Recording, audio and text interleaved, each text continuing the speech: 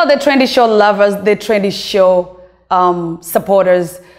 Karibuni tena katika kipindi chetu cha The Trendy Show. Ni juma lingine tena na leo tuko na mgeni mmoja ambaye nimekuwa nikimuomba interview for so long.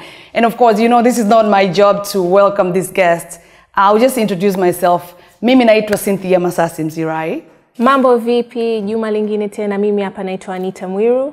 Hello, naitwa Mimi Maz. Na leo kwenye The Trendy Show, guys, I'm sure you all know this lovely, gorgeous, beautiful, lovely lady. Na siwezi kusema mengi kwa sababu na yeye mwenyewe atatueleza mengi sana kuhusu yeye and her journey and everything ambacho amepitia mpaka leo alipo na wengi tunamfahamu. Na muongelea mrembo wa dunia Nancy Sumari. Karibu sana. Asante sana. Thank you so much kwa kunialika ladies. Nashukuru. I know tulikuwa tunapanga tufanye muda mrefu but finally we are here. So I know. Karibu. Asante. How is Zuri? Zuri is okay. Tuna mbadala wa shule humu ndani na ofisi humu ndani, so kila mmoja yani ana adjust kwa namna yake, but tunamshukuru Mungu we are all good. Okay. That's great. Yeah, that's really nice.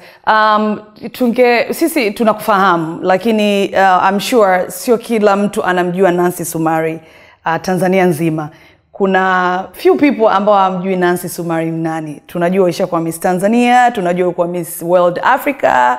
Na actually you're one of the first Tanzanian ladies kwenda kwenye mashindano makubwa kama yale na ukaa kwenye top 5. So unaweza uka brief tu kwamba Nancy Sumari ni nani, katokea wapi, katokea kwenye familia watoto wangapi, you know, of course tunajua you're a mother, you're a wife, you're a businesswoman, unaandika vitabu, yani tunajua una vitu vingi sana. Kwa yani leo maswali tunayo mengi sana kwa Nancy, but you know, we would like to just know a little bit for the people that don't know who Nancy is. Nancy ni nani? Mimi ni mzawa wa Arusha, ni mtoto wa 3 kati ya familia yenye watoto 5. Mama na baba ni watu wa Arusha na bado wanakaa kule. So takriban kama miaka itakuwa 16 I think now, 15 something like that, nilivyokuwa nimehamia Dar es Salaam. Initially nilikuwa nimekuja kwa ajili ya shule.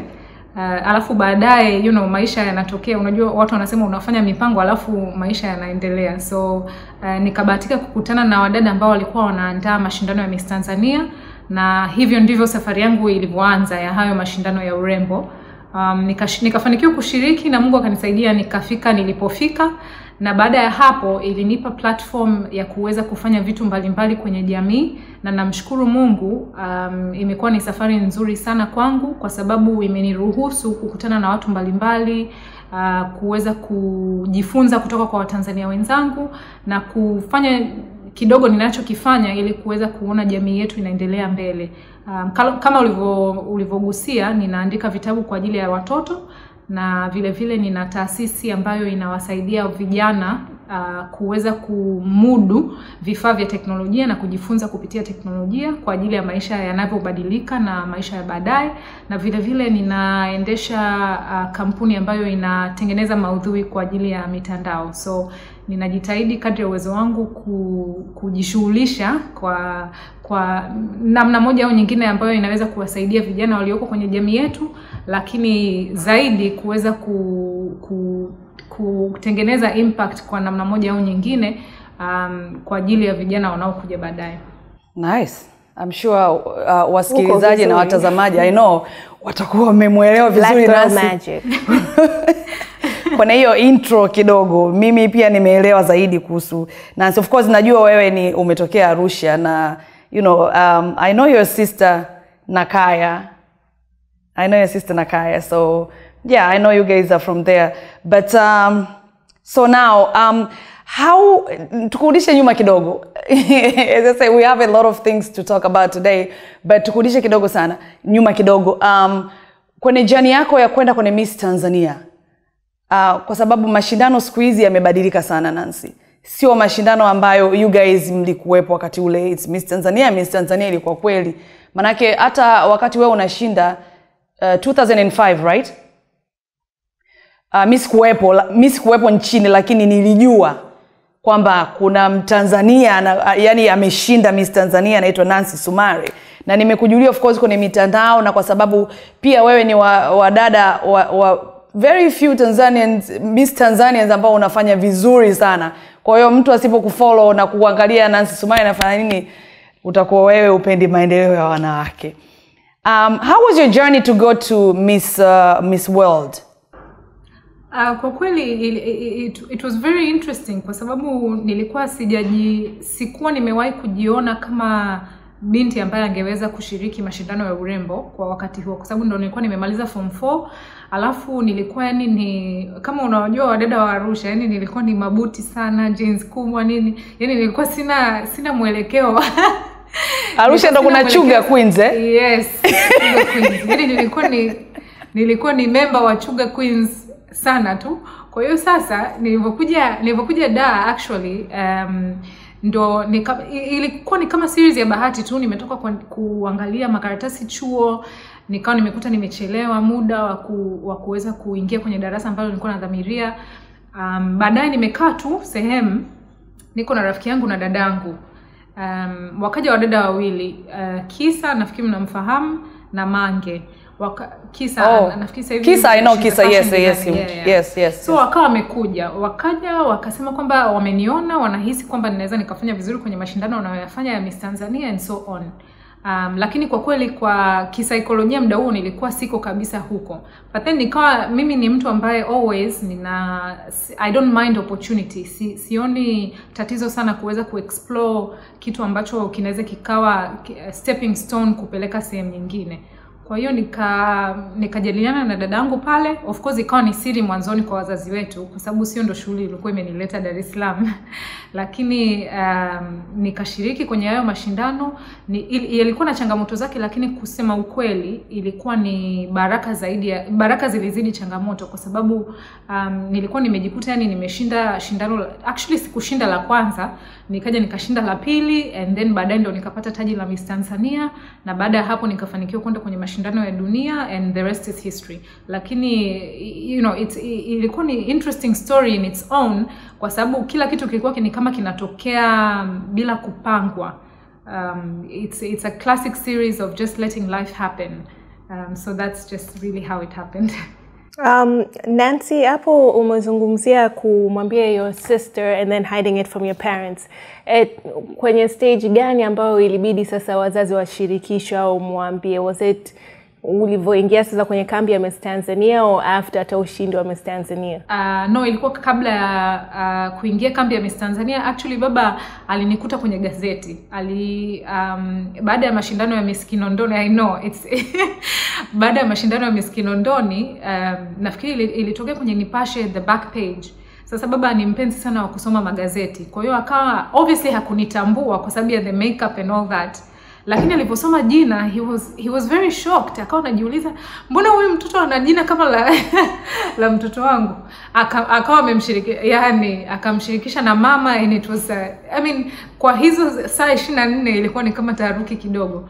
But then eventually namshukuru Mungu tuliweza kulijadili na wakakubali kunisupport, and hata kwenye ile siku ya Miss Tanzania baba yani kati ya watu ambao walikuwa wanashangilia the loudest, nafikiri hata baada ya kutangazwa, really? My dad, yes, alikuwa ni amekuja kwenye mashindano waandishi wa habari wanapangwaga mbele for some odd reason, baba naye akawa amesimama pale kama mwandishi wa habari.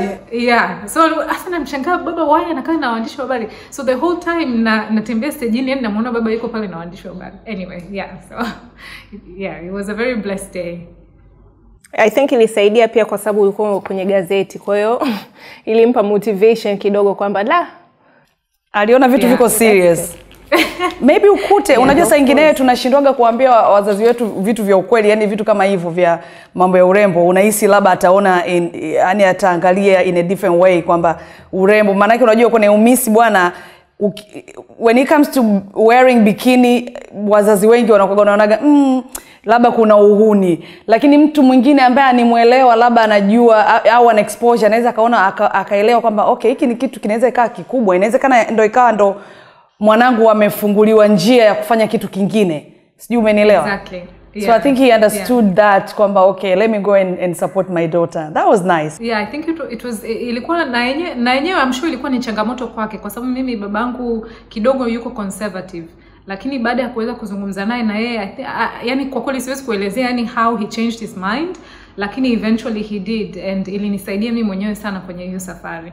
Do you feel kwamba Zuri perhaps would follow in your footsteps? Au anajua, does she know about your history kwamba ulikuwa Miss Tanzania, you know, na ulishiriki kwenye mashindano hayo ya urembo, na do you support her perhaps? So it's interesting kwa sababu at first nilikuwa namuona ni mdogo sana kuweza kuelewa, and what had happened actually akaanza kusikia shuleni kwa walimu, and so she would hear stories akasema, you know, mom, why do so many people know you? Sometimes tukienda supermarket and people want to take pictures, or they would say, when wakimwona immediately wanasema, oh my god, Zuri, that's you, and so on. But I've never really sijawahi kuongea naye directly kumwambia kwamba this is my journey and this is what I went through. She knows bits and pieces, lakini naona kama muda bado. I don't think she would get it to that scale. Perhaps I'm wrong though. But in terms of supporting her in the things she wants to do, kabisa mimi ni mmoja kati ya wazazi ambao naamini sana. Okay, so ninaamini sana katika ndoto za mtu, kwa sababu mimi mwenyewe nimebahatika kufanya vitu ambavyo mimi mwenyewe nimevichagua kuvifanya. Sikupangiwa yani kufanya hiki ambacho nakifanya sasa hivi. Na ninaamini sana kwamba mzazi kuna nafasi yako ya kumsaidia mtoto mawazo au kumpa guidance of some sort bila kuweza kujieka sana. So the fine line between your opinion changing into directive au a command of sort.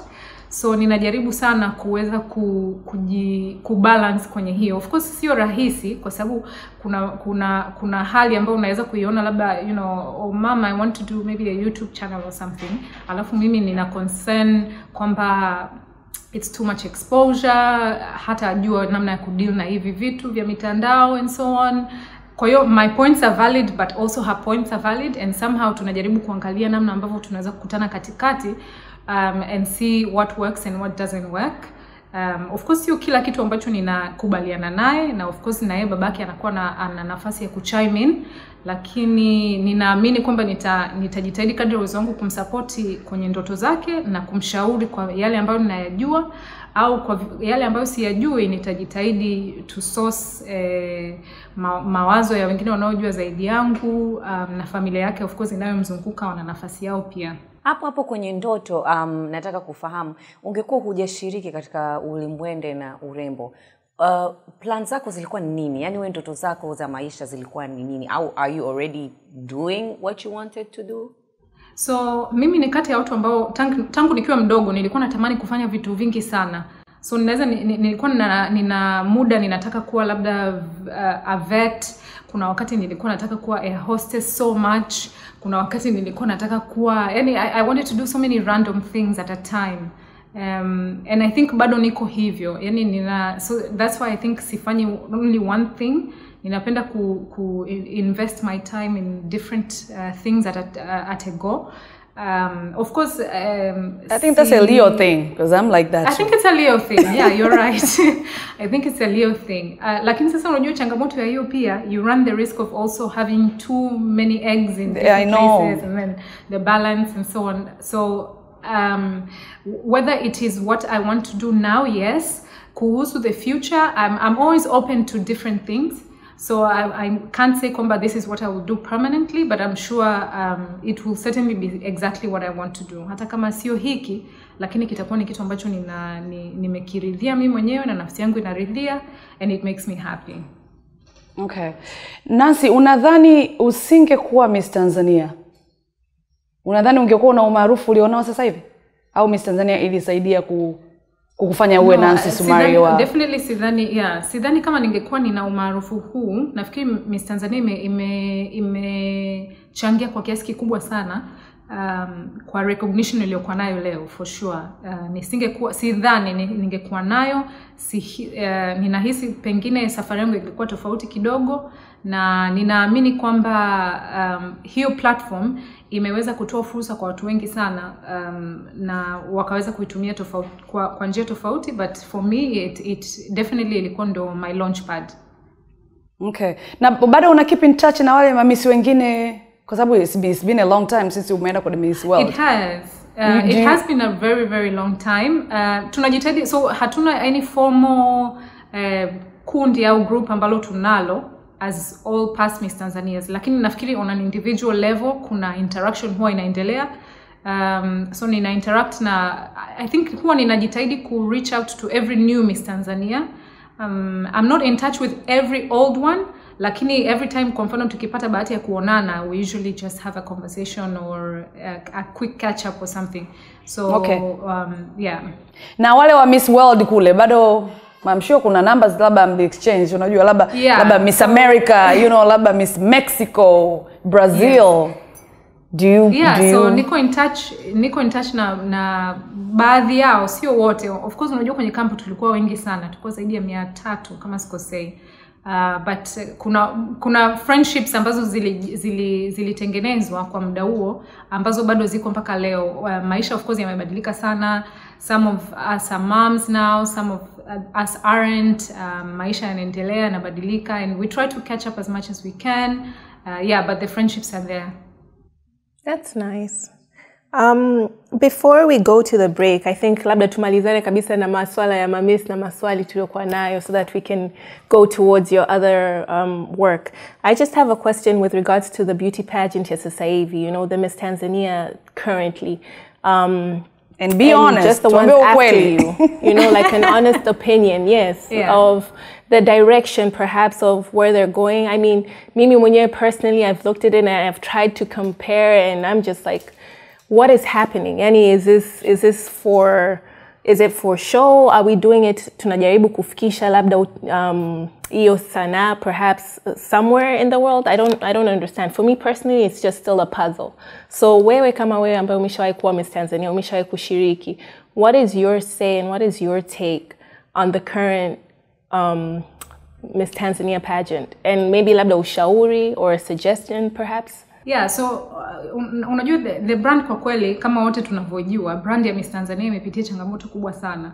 I think to the point where actually ilifungiwa na Basata, which I think was the lowest point ya haya mashindano. My concern has always been kwamba mashindano hayabadiliki na muda.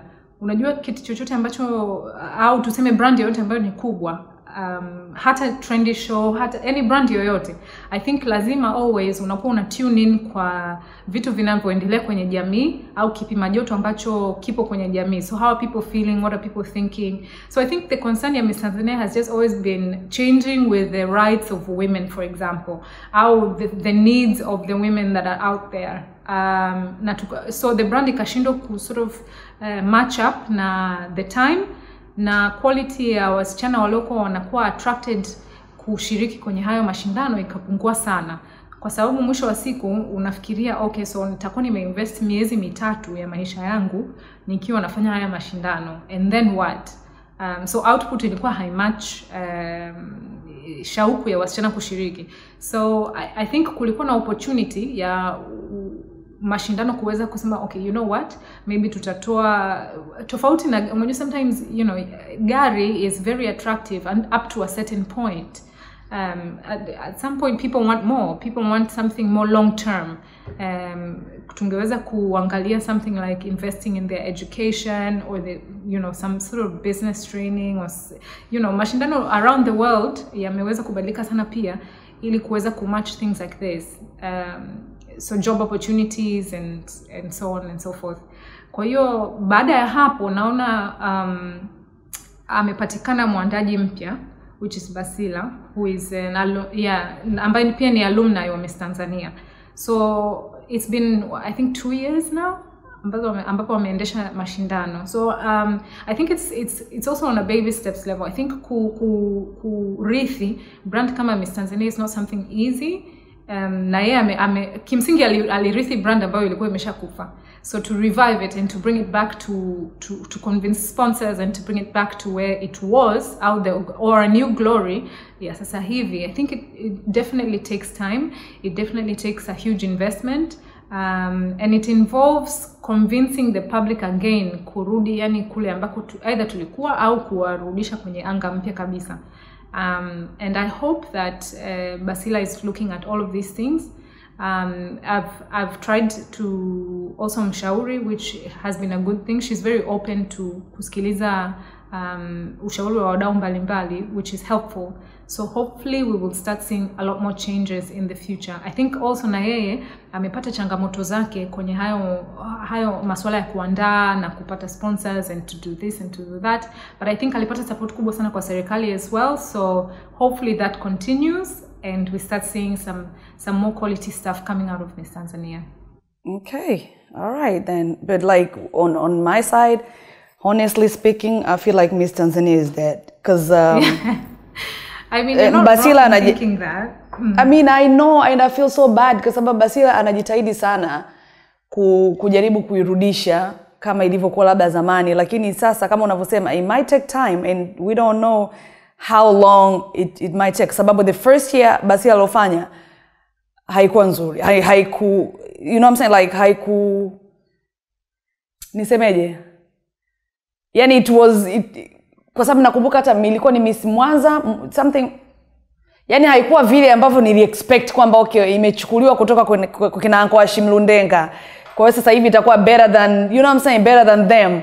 Yani nikaona kwamba imezidi kuwa imeshuka zaidi kwa sababu okay, unajua Nancy, kama unavyosema kumpa mtu gari ni kama una attract, yani unavyosema unatoa gari kwenye Miss Tanzania, watu wengi wanajitokeza, wasichana wengi, mtu anaona hey naenda kupata gari, then anafika kwenye kupewa gari, then inakuwa gari ambalo, you know what I'm saying, like yeah, you know, expectations zake zinakuwa sio zile tena ambazo alizokuwa anafikiria before. Exactly. Kwa hiyo mwaka unaofuata haiwezi kuwa the same, you know. So yeah. I don't know what kitu gani kinatakiwa kifanyike, kama ulivyosema hapo nyuma, labda investment yatakiwa iwe kubwa sana kwenye mambo haya ya urembo, kwa sababu kumbuild mtu kuwa mpaka kufika Miss Tanzania, yule mtu apelekwe kwenye Miss World sio kitu kidogo.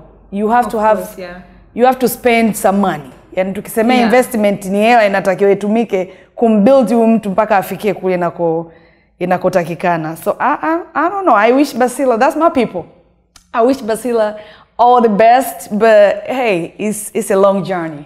It's a long journey, yeah. Hopefully she will attract the right sponsors, and yeah, the money involved, of course, is not cheap. So it requires coming together of very many stakeholders, and hopefully we'll start seeing a lot of that with the right kind of payout. So msichana anakuwa mzuri, matangazo yanakuwa mengi, the marketing standpoint is also. Nancy, what do you think unaweza kusema ni advantage ya kushiriki katika beauty pageant? Labda kwa mtu ambaye angetaka kufahamu au kuelewa. Me personally, I want to know. I know it's a beauty pageant, lakini nataka kujua, like, what do you think the advantages are, or what do you get out of it? You get the fame, you get to be known. Sorry to answer that question, but once you get the fame, I think you can do a lot. Nancy, endelea. Exactly. So you're right. So I think inategemea we mwenyewe what you want to use it for. So there's very many girls wanaingia kwenye haya mashindano. And always maybe baada ya kuyapitia mimi mwenyewe na kuweza kumshauri msichana yote ambaye anataka kuingia kwenye mashindano ya urembo is to have an end game, right? So what do you want to get? Kwa sababu hichi kitu kinakaa mwaka mmoja. You know, most people think a year is a long time, but it really isn't. So after the 1 year, what is your plan? What are you trying to achieve for yourself? Hata kama ni short term goal. Hata kama ni goal ya, you know, nitapata visibility ya hiki, maybe ninaweza nikaanzisha something, or I'll do this, or I'll go back to school, or I want to get a scholarship, or so many things. I think inakupa opportunity ya kuweza kuangalia engo tofauti ya kuweza kujinyanyua wewe mwenyewe na kukuruhusu kuwanyanyua wengine kupitia the same platform. So I think it comes with a lot of advantages outside of course the gifts that you get from the mashindano itself, but I think long term inaweza ikawa a very positive launchpad for yourself kama ukiweza kuitumia vizuri. Yeah, na Nancy, unajua ile unapokaa kwenye mwaka mmoja wa Miss Tanzania ule, labda ile Miss Tanzania 2005 ikiingia 2006, and I'm sure I know for sure that ulimpa Wema Sepetu ile taji. Hivi ujisikile kama yani ile kwamba yani taji langu hili jamani, urembo huu unaenda kumwachia mtu mwingine? Don't you feel some type of way kwamba Oh, you do feel some type of way. Yeah. I think ndo kama navyosema, the year goes by so fast, then you feel, and then the thing is, yani unakuwa uko ni yesterday's news. Kwa sababu suddenly there's a new girl, she gets all the attention. Of course. She's very and so it really does something to your psyche. Kwa hiyo inabidi na wewe pia ujitahidi ustabilize. So a good support system is very helpful. And again, a plan is also more helpful. So ukiwa umeidentify sana, yani kwamba mimi ndo Miss Tanzania, and then suddenly you're not Miss Tanzania, it can be very difficult kwa mtu yoyote. Kwa hiyo kuweza tu kuangalia kama hii ni chapter ya safari niliyokuepo na it's going to end and another chapter will begin, and that's fine too. I think is also one of the ways that helped me kuweza move on, lakini kuweza maintain my sort of psychological stability as well. Yeah. You also do a lot of things na mume wako. Unafanya naye kazi. Of course, kwa watu ambao pia hawajui, unafanya naye vitu gani na vitu gani? Like vya kazi vile. Yeah, so the media company that we have, we own together. And then kuna vimradi vingi. So yeye yuko kama mimi. He's a bit of a busybody. So anapenda kushughulika na vitu vingi. And so sometimes tuna mradi ambao tunaufanya pamoja, and sometimes it works, sometimes it doesn't work. So there's about 1,000 things we do together. And kuna baadhi ya vingine vipo tayari, kuna vingine havijafanikiwa, kuna vingine bado viko kwenye pipeline, so yeah. Okay. Bongo 5 ni idea yako yake? Yake, but then by the time nilikuwa join board ya kampuni, it was almost kama non-functional.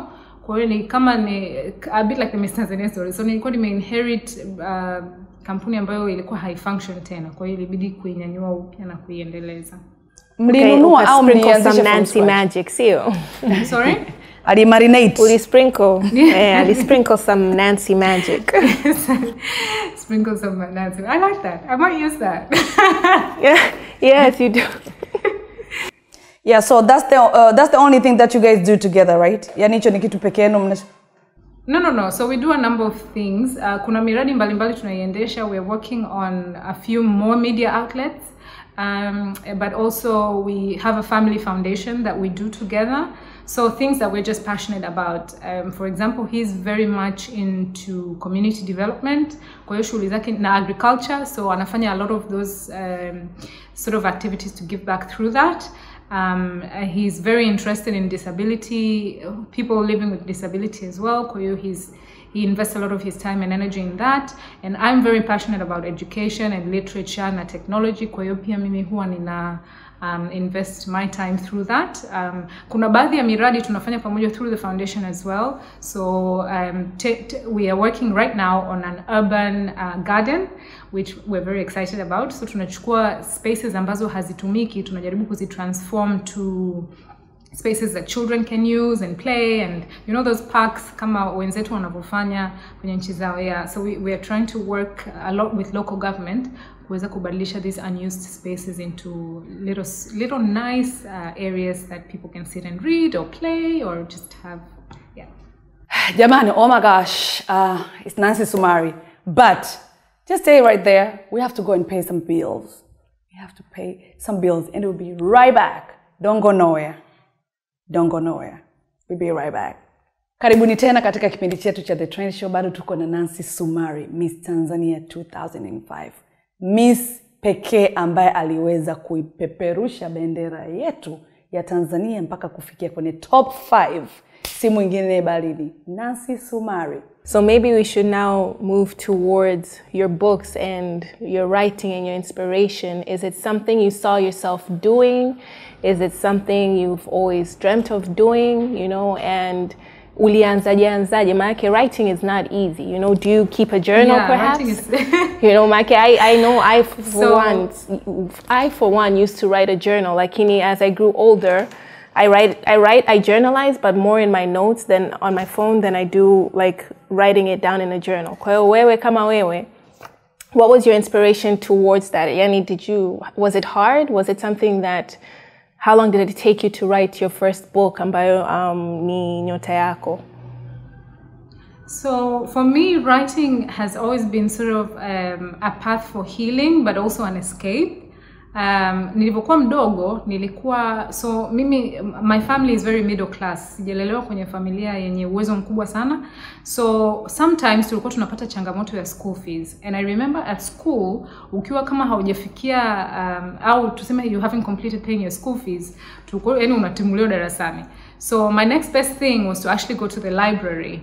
Kwa hiyo nikajenga urafiki na librarian aliyokuwepo kwenye shule yetu wakati huo.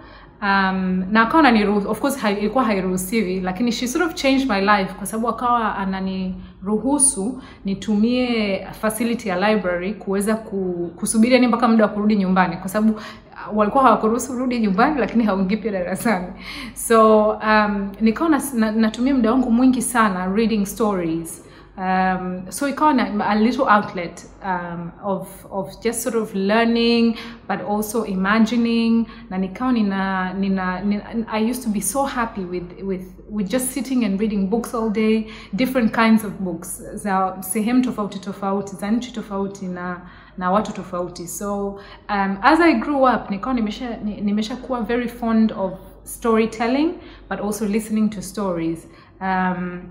So ilikuwa ni jambo ambalo liko very natural. However, my tipping point ikawa ni baada ya kumpata Zuri, nikawa ninajitahidi sana kumrithisha hiyo tabia ya kupenda vitabu.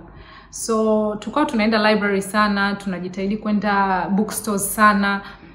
Changamoto ya kwanza niliyoiona ni kwamba our kids don't have enough local stories.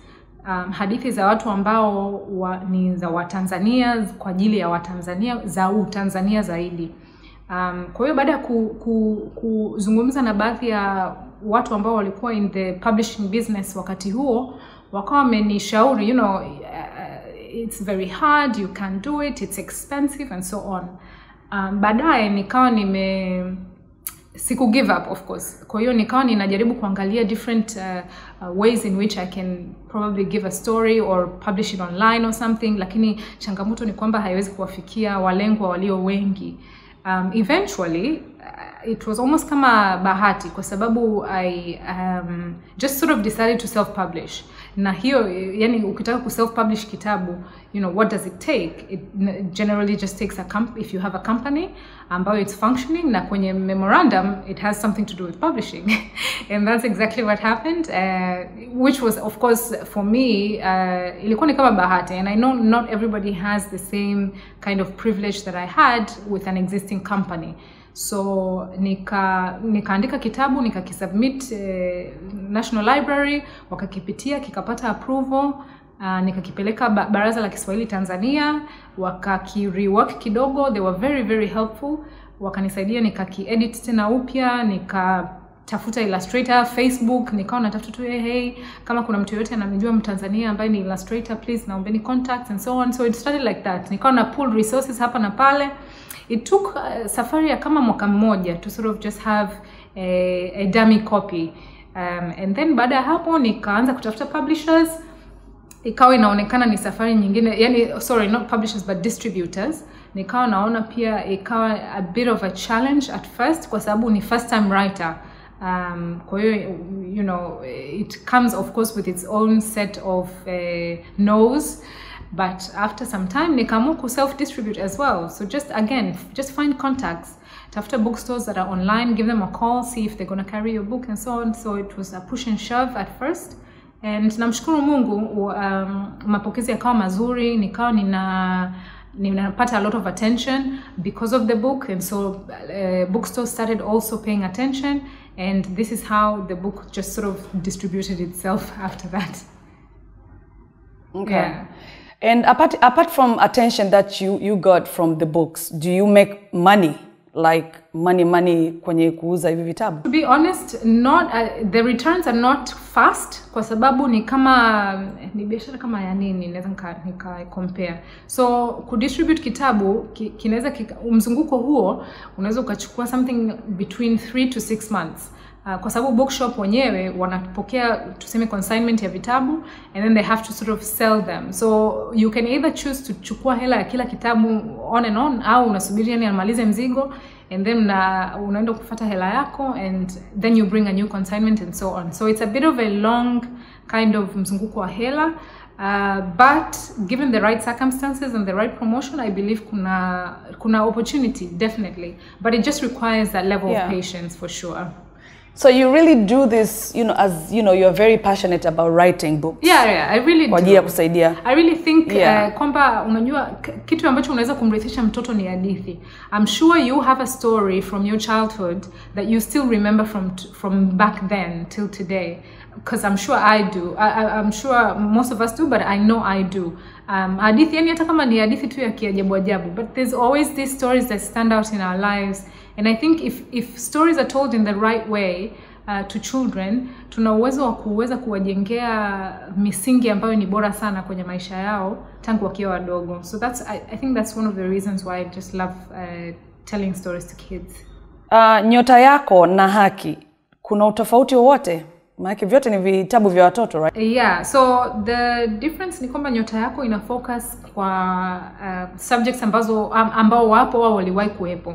So ni kitabu ambacho ni kama wanaita a poem. So inachukua maisha ya wanawake ambao wako kwenye jamii yetu, ambao usingeweza kuwasikia kwa hali ya kawaida, na kuweza kuamplify hadithi zao kwa watoto.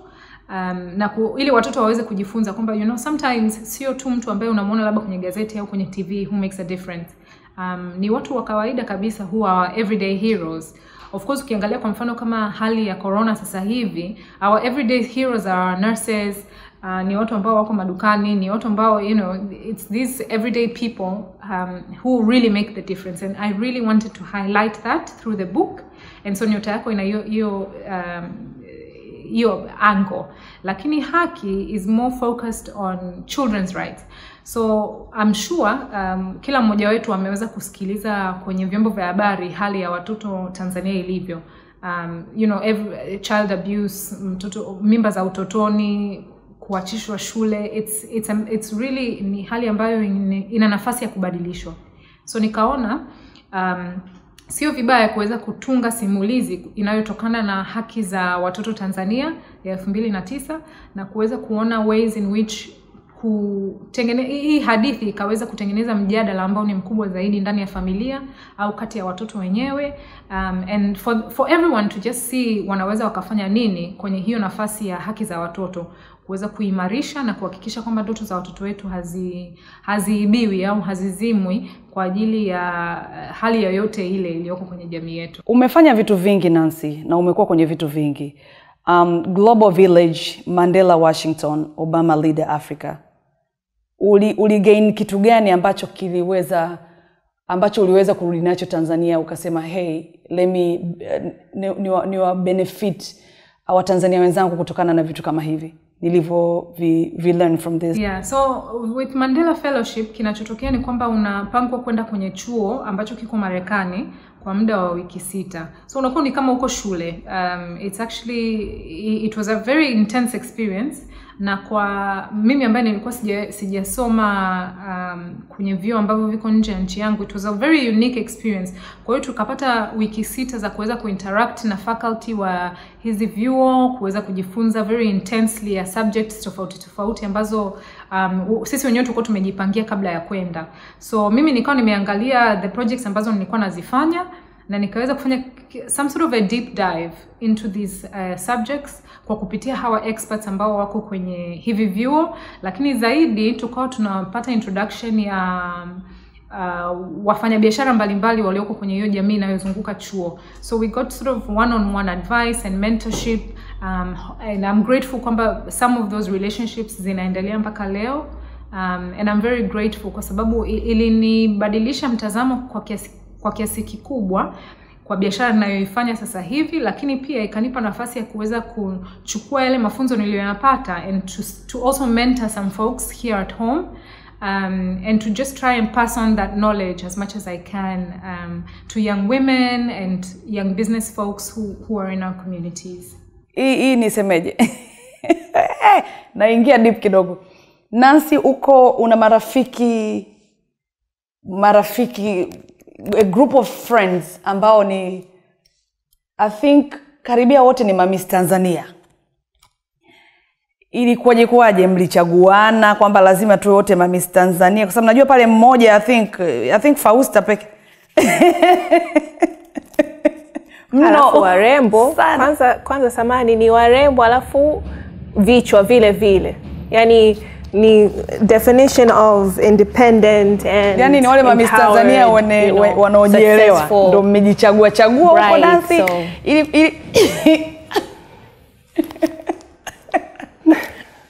Yeah, so no, I don't really think we call ourselves anything. Lakini kwenye point ya kujichagua, mimi nakumbuka nafikiri mimi I think I'm the last one. So kilichotokea ni kwamba yeah, the last one to join the group. The last one. Yeah. You are the last one to join the group. Unasema unaenjoy. Yeah, kwa sababu I remember kuna wawili kati yao they were friends since they were young.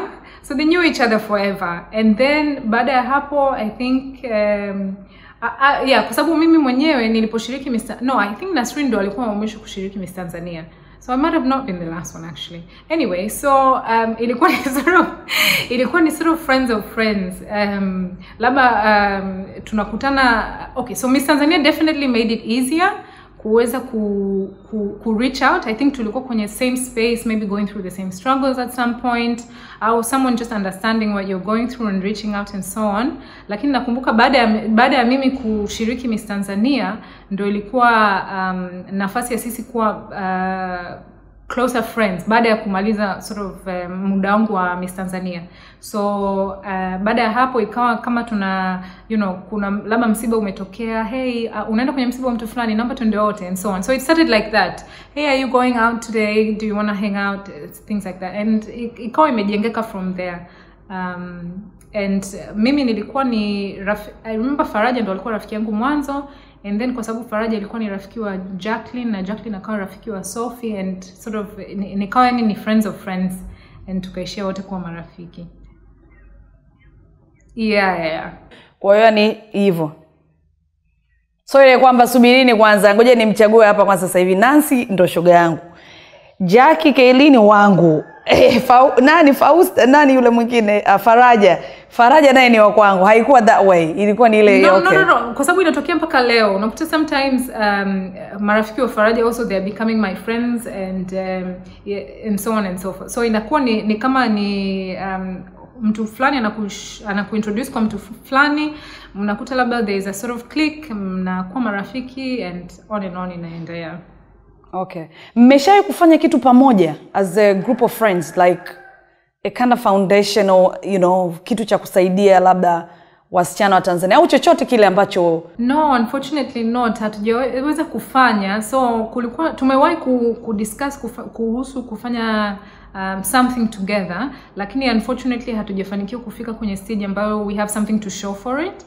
Nafikiri individually or rather kwenye kundi kuna a lot of sort of advice and mentoring going on, lakini sidhani kama tumefanikiwa kufika stage ya kufanya chochote as a group. I think individually there is so much going on already, and I suppose we'll just have to wait and see. I'm sure maybe somewhere down the line kutakuwa na points of collaboration, but now not yet. Okay. Na waume zenu ni marafiki? Yeah, so ni marafiki, unfortunately not as close as we are, lakini ni marafiki. So we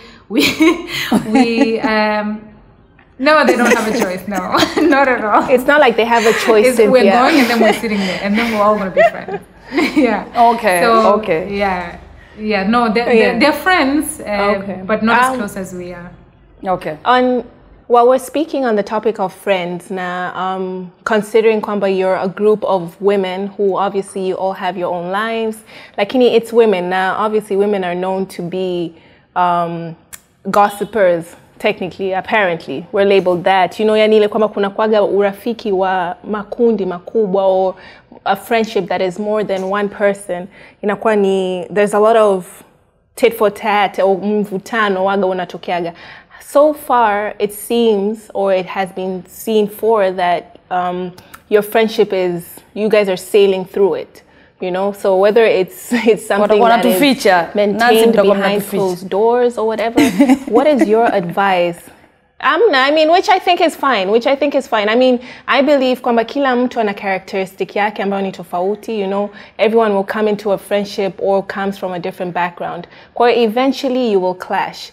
How do you deal with those instances, you know, na kwa marafiki wa sasa hivi au urafiki wa sasa hivi? What is the difference? Yani, how have you guys been able to see past the differences and just maintain the solidarity of your friendship?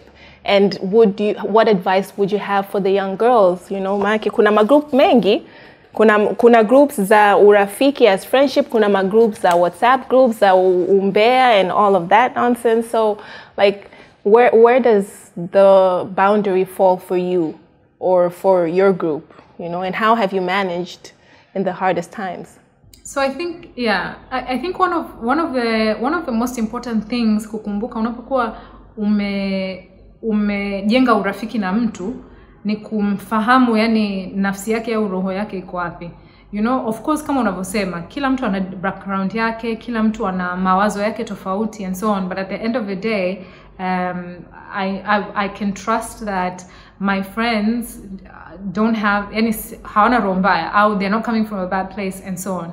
But I think every time there is ever been an issue, I think it's very important kuweza kuzungumza. I think a point of dialogue is very important.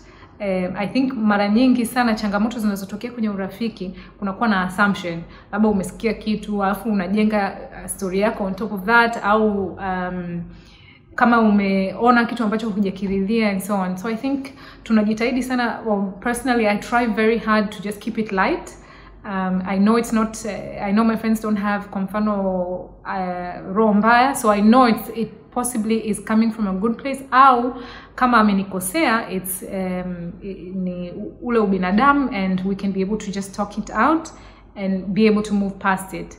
I know that I have interests za marafiki zangu, the best interests za marafiki zangu, and I trust that's why they are my friends to be able to have the same interests for me. I think sometimes, you know, also we all have our challenges as people. Hamna mtu ambaye amekamilika. Kwa hiyo definitely changamoto zinatokea, but I think to be able to just talk about it and have dialogue and just keep things light, just stay happy and peaceful and so on, inasaidia sana. Yeah. Nancy, hili swali la kizushi. Kwenye group kama hivyo la watu wadada wengi, nani kwa mfano mko watano au sita, nani ambaye ndo the noisiest one? Nani ambaye ndo mpiga kelele sana? Ningekuwa kwenye group mimi kwenye group wote mimi ndo naongea sana. So nani muongeaji sana? I just have that voice of, you know. So yeah, na nani ni mpole sana? Kwa sababu nikimwangalia Kaylin namuona mpole, nikimwangalia Faraja mpole. Sasa hapo nani anakuwa ni yule ambaye aliyo mpole zaidi ni Nasrin. I think Nasrin is very quiet. Yeah, she's very quiet. She's very mpole. And I think definitely the most opinionated is Sophie. She's very opinionated. She can give you an opinion about your socks. That's my friend. That's your friend. I'm kidding. Who was that? Sorry, I didn't catch that. Who? Sophia. Sophia is definitely very opinionated. Yeah. Nani? I didn't catch that. Oh.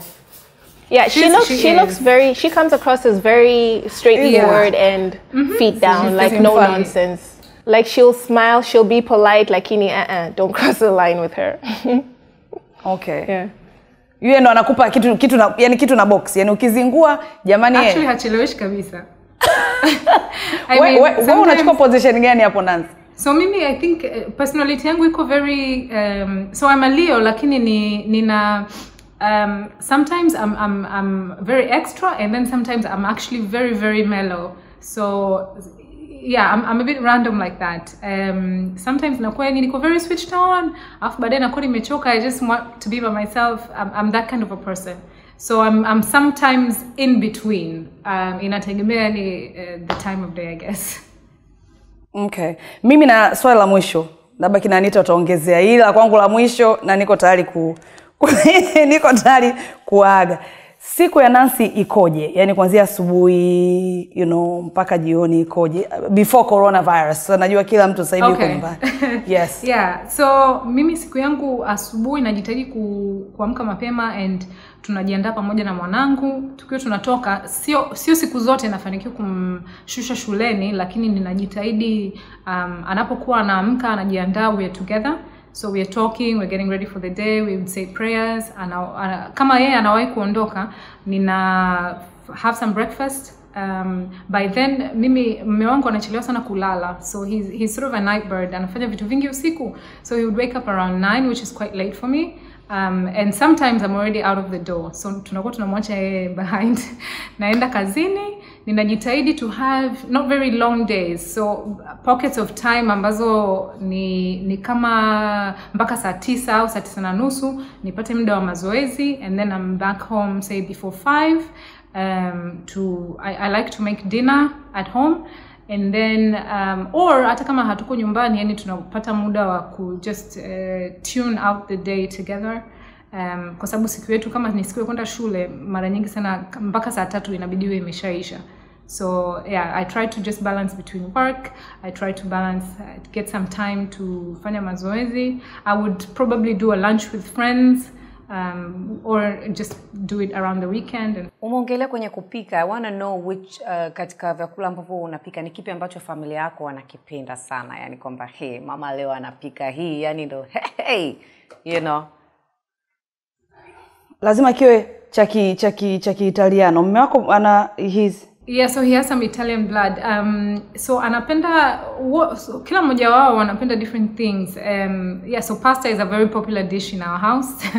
And of course it's very easy. I knew it. How did I know it? I don't know. It's helpful for me because 10 minutes we're out the door. Lakini yeah, so we eat a lot of pastas. Lasagna is very popular in this house, so. I have a question on your skincare and how you've been able to maintain the gorgeousness of who you are. Like, you have been gorgeous from when you were crowned Miss Tanzania mpaka save. That's a long time, sis. Your skin, like you just have this radiant skin. Like, I've seen you a couple of times and you haven't gone all out with the makeup, na hata kwenye picha zako. Even on your wedding, like you had the most subtle look I've ever seen for a bride in Tanzania. Yani, it was so what do you do? Like, what is your skincare routine? Do you have, do you use natural products? Are you a naturalista? And I mean, that's what I want to know. Yeah, that's my last question. So, yeah. So you see, my skin, I think, and one of the things nilichelewa kidogo kujifunza ni kwamba, as you get older, your skin actually really changes and you're gonna need different things. So mimi nilibarikiwa ngozi yangu yani haisumbui sana, but then ikafika baada ya mimi kufikisha miaka 30, it sort of took a turnaround. Nikaanza kupata a lot of breakouts and nikawa na vibinya, yani nilikuwa na kama 8 months of really, really tough time with my skin.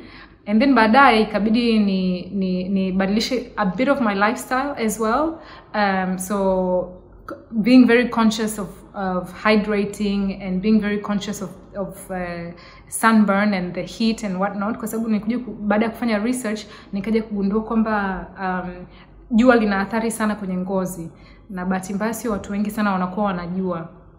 And so nikabadilisha sana routine. Kwa hiyo sasa hivi ninajitahidi kuincorporate kama unavyosema, I don't like a lot of things on my skin, and even when I do makeup I try to keep it very minimal. Kwa sababu inakuwa yani najihisi uzito ambao yani unanifanya mimi mwenyewe ninakosa comfortability.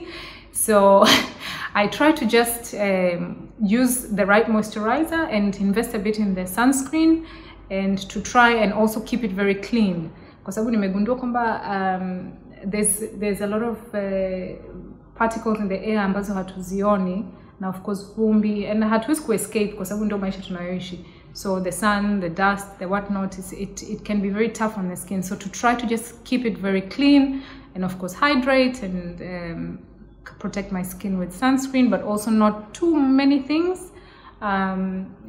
Yeah, so I at first nilikuwa sina routine ya ngozi ambayo yuko yani solid, yani 100%, this is my skin routine. I think it's also growing and changing as my age changes. So I just try to really know, to have my finger on the pulse, combat this is what's going on with me now, and this is how my skin is responding to it, and this is probably what I need to change, or what I need to do more, what I need to do less, and so on. So I just try to keep it clean, to moisturize, and to use sunscreen.